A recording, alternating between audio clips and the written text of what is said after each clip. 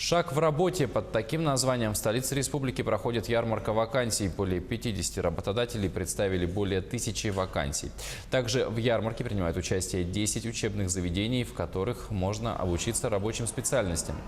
Также в секции молодежной биржи труда «Импульс» проходит челлендж «Лучший в профессии». Здесь соревнуются молодые повара, по итогам которого победитель получит гарантированную работу по своей специальности по линии Центра занятости.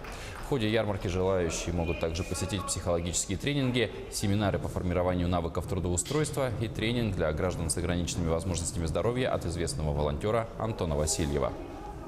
Это будет живой разговор, и тут они могут онлайн, вот Колмар и Золото Селегдар будут выходить и отвечать на вопросы соискателей. И тут же на сцене также будут представлены 3 крупных компании промышленности, также будут отвечать на вопросы соискателей.